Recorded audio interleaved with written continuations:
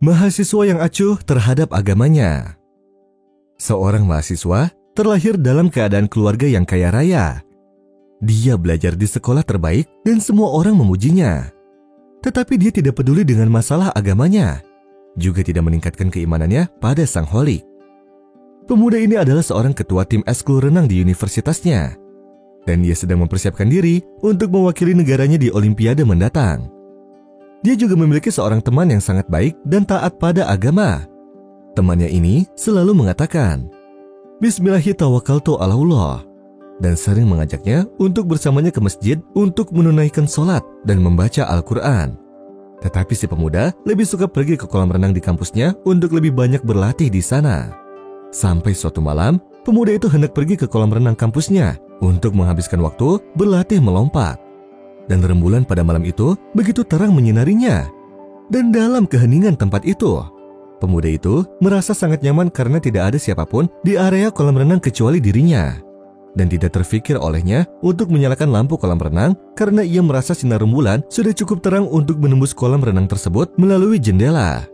Sampai pada saat ia menaiki tangga papan lompat, dia maju ke tepi loncatan untuk bersiap-siap melompat dan mengangkat tangannya agar loncatannya sempurna. Namun tanpa sadar, dia mendapati dirinya berkata, Bismillahirrahmanirrahim. Setelah dia mengatakannya, dia mengagumi dirinya sendiri karena kalimat yang selalu diucapkan temannya tersebut. Dia juga merasakan sesuatu yang aneh dalam dirinya, namun entah kenapa. Sehingga dia pun menghiraukan keanehan tersebut dan bersiap lagi di tepi podium untuk melompat. Dan kali ini ia ingat perkataan yang temannya sering ucapkan, yang sering diulanginya setiap mau melakukan sesuatu, yang mana Rasulullah Shallallahu Alaihi Wasallam sering mengucapkan setiap pagi dan sore. Dengan nama Allah yang tidak ada sesuatu pun di bumi maupun di langit bisa membahayakan bersama namanya, dan Dia Maha mendengar lagi Maha mengetahui.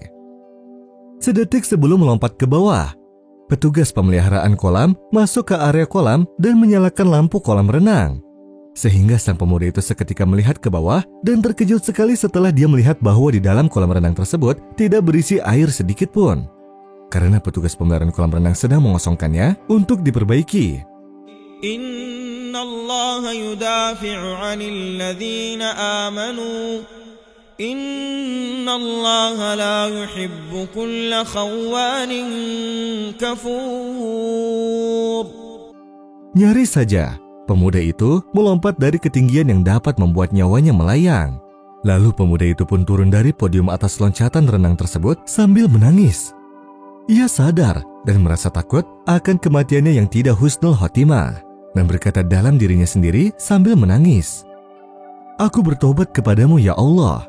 Berapa kali aku dalam bahaya dan dekat dengan kematian, tetapi dengan belas kasihan-Mu, Engkau memberiku kesempatan lagi untuk menyadarkanku sebelum terlambat. Aku berjanji kepadamu ya Allah, bahwa aku akan semakin taat padamu. Semenjak kejadian malam itu, ia menjadi rajin untuk selalu sholat di masjid, dan juga berteman dengan orang-orang soleh, serta membaca Al-Quran.